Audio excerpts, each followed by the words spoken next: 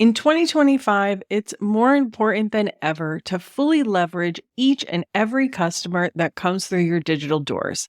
With shifting buyer behavior and rising costs, the brands that succeed will be the ones who know how to collect the right data and use it to create a more personal and relevant experience from first touch to repeat purchase. That's why this week I dug into the archives to replay an episode where I talk about the power of zero and first-party data and how you can actually put it to work in your e-commerce business.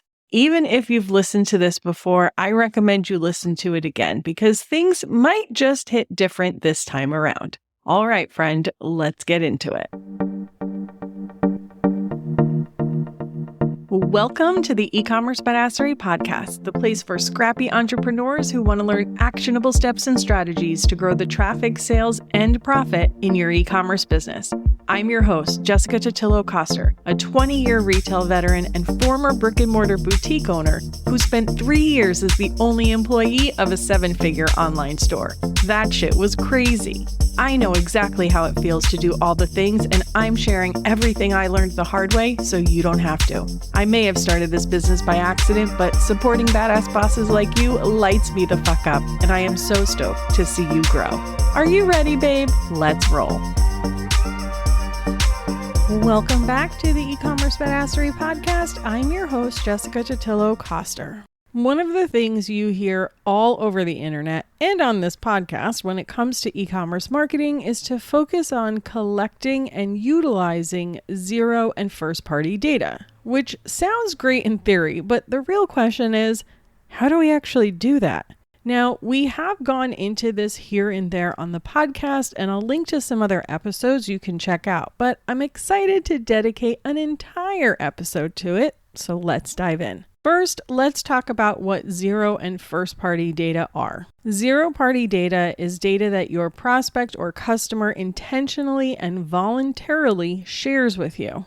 Some examples of zero-party data would be birthdays you collect, answers to a quiz or survey, and if you have a content or product preference center someone can update, that is all zero-party data. First-party data is data that you collect passively based on the customer's behavior. For example, what products they view on your website, what products they buy, what emails they engage with, etc. The first-party data conversation really rose to prominence with the announcement of iOS 14 because its claim to fame was giving iOS users the ability to block third-party tracking by apps. Essentially, it no longer gives Facebook and other apps visibility into your browsing activity without your explicit consent. We're not going to go into all of the details about that today. I'll link you to some other episodes in case you're not fully versed on what the iOS 14 change really meant. But for the purposes of today's conversation, the most important thing to know is zero and first-party data is really the future and even the now of marketing. Now that we understand what zero and first-party data are, let's talk about how to collect it. As mentioned, first-party data is the data that you passively collect through customer behavior.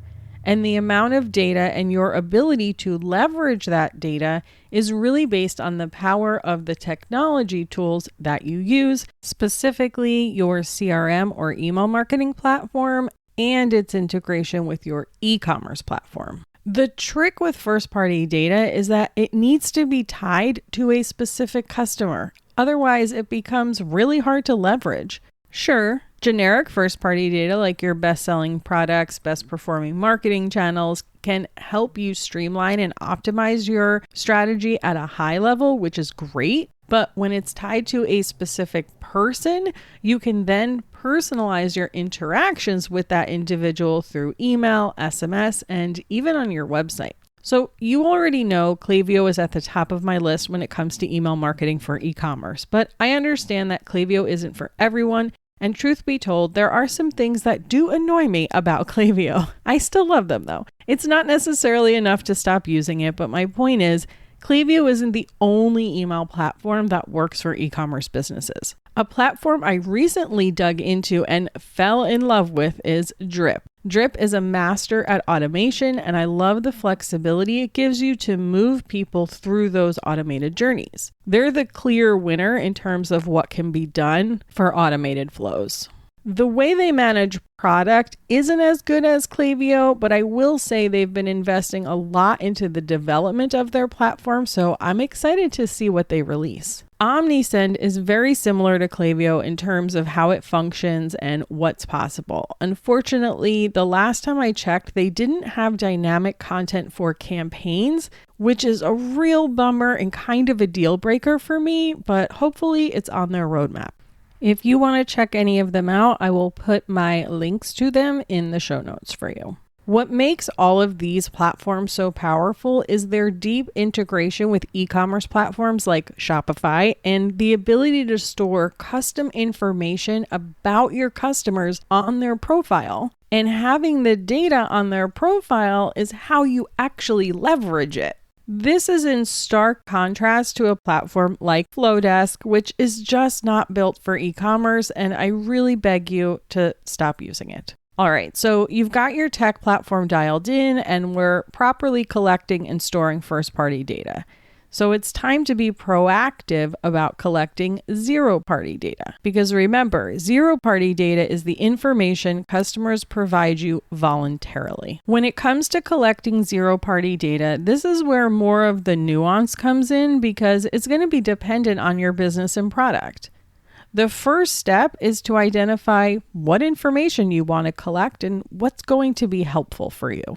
In most cases, someone's birthday is pretty universal across all businesses because what customer wouldn't love to get a little treat for their birthday? Let's run through a few examples of different types of zero-party data for different types of businesses to get those creative wheels turning. When you're trying to decide what information to collect, you'll want to think about the outcome of having those answers and what you'll be able to do with it. More specifically, will it change what products you recommend, the type of content you send them, or the words you use to market to them? If you sell kitchenware and cooking supplies, you might want to know what level of chef someone is. Williams-Sonoma collects information like this. You might also want to know if they bake or not. Not only would this allow you to better personalize their product recommendations, but it will also change how you market to them and the type of content you send. For example, during the holidays, to those people who say they bake, you can send a bunch of fun holiday cookie recipes and the tools they'll need to make them. But if someone doesn't bake, it's unlikely that's going to drive much revenue from that group. But a great side dish recipe with the perfect serving dish might convert better. If you're a home decor store that isn't niche to a particular style, you might want to know what their preferred style is. Is it boho, modern, traditional, industrial?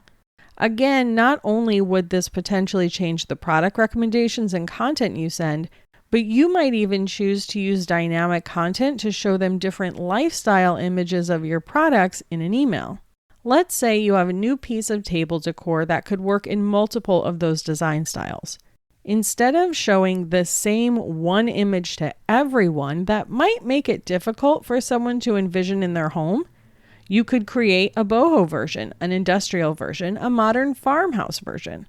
And in most cases, you can do this with some stock imagery and good Photoshop editing. This way, when someone opens your email, they can immediately see how that product would fit into their home. Random fun fact, my home has a mid-century industrial vibe. If you sell jewelry, you might want to know someone's metal preferences or whether or not their ears are pierced.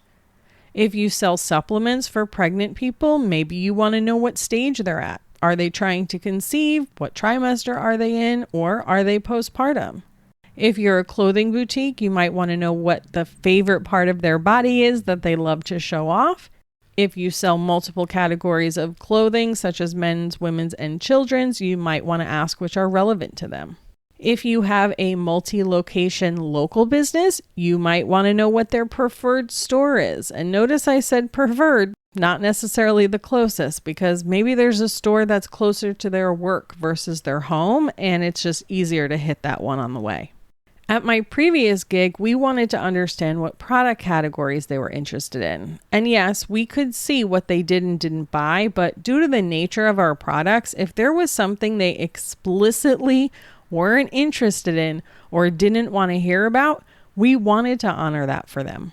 If you sell skincare and or makeup, you might want to understand their top 3 skin concerns, their lifestyle, their habits, or even their skin tone. You get the idea, right? Once you identify what information you want to collect, then you have to decide the best way to collect that data. Typically, this is going to depend on how much data you need. Let's say you only need one piece of data, their preferred store out of a total of 6 locations. In that case, a simple dropdown on your email sign-up form is enough. You can even expose this on your Manage Preferences form and then have a link on your website and email footer that says update your preferred location. For a skincare brand, you likely want to learn a lot more about your customers, like their top skincare concerns, their skincare habits, their lifestyle. In that case, you'll be better off with a product recommendations quiz or a survey. This way, you can get all of that data in one shot. Putting that many questions on a sign-up form is a bit too much, but in a quiz or survey, the customer expects there to be more questions. So if you need to go the quiz or survey route, it's going to be all about picking the right tool. And there are 2 main considerations you'll have. 1, how is the data passed into your email marketing platform? And 2, if you want to give product recommendations based on those answers, how do the recommendations work? For example, Interact, which is a popular quiz platform that recently released its integration with Klaviyo, does not sync over the individual answers to the questions. It only sends the final result.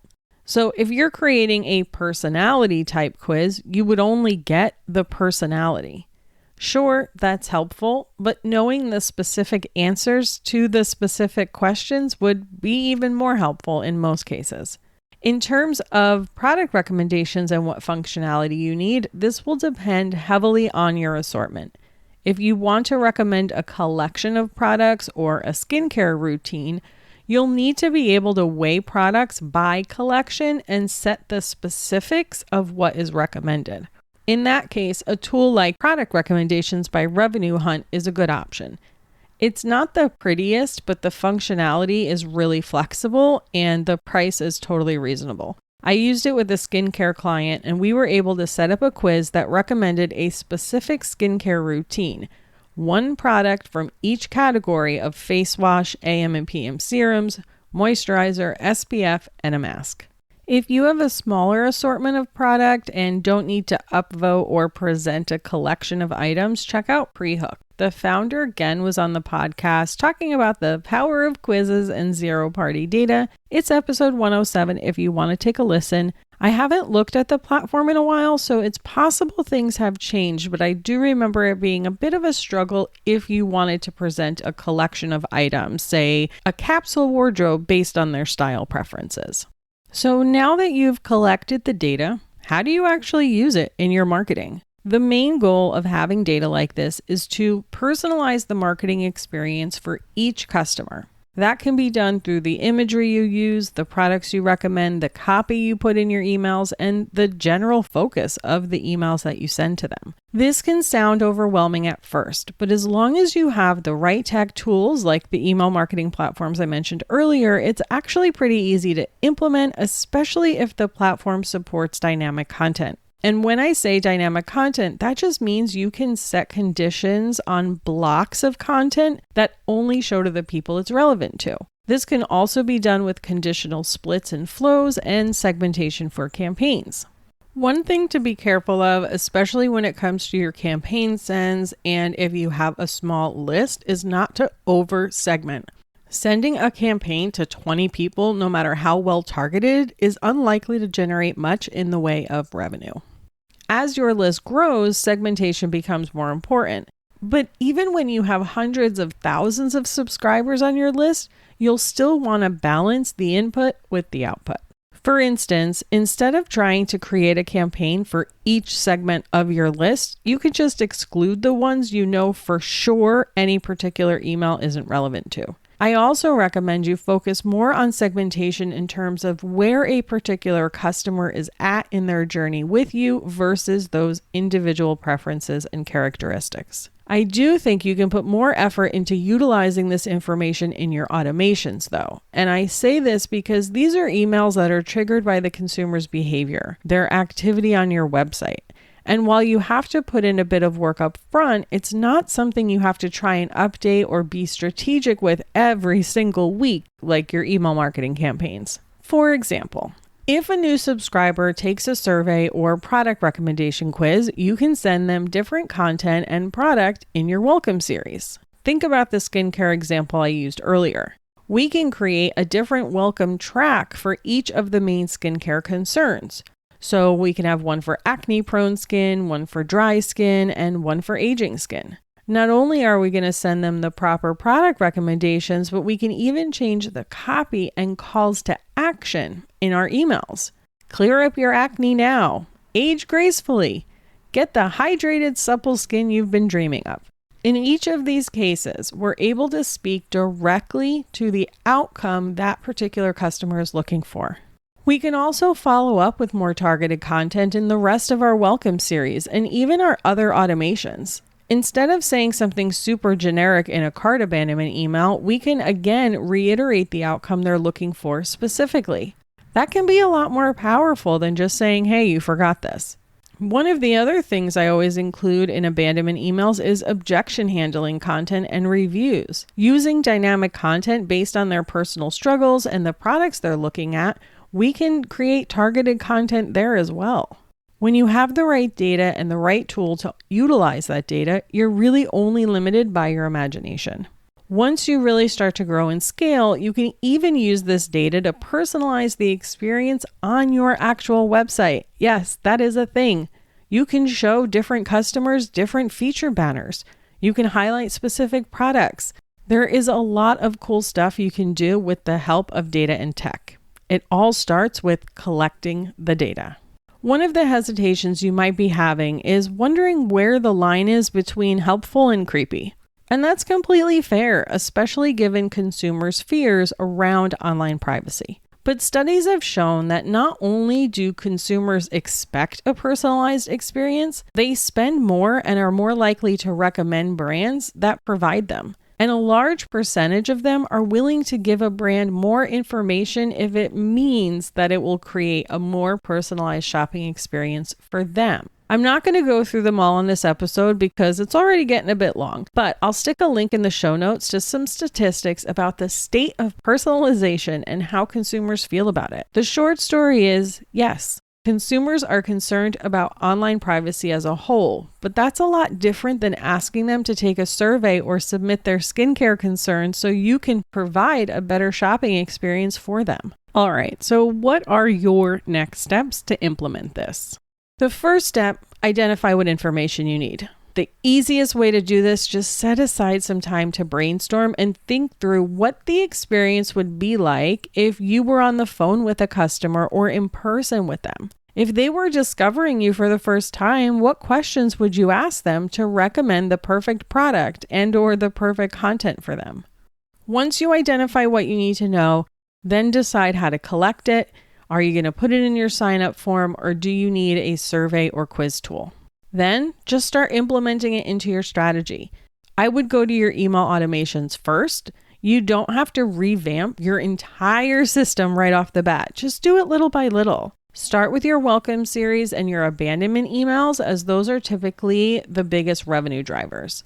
And if you're hesitant at first because you fear people might get freaked out, especially in your abandonment emails, set it up as an A/B test. Let the generic one and the personalized one run it in parallel for a bit and see how it affects engagement and conversion.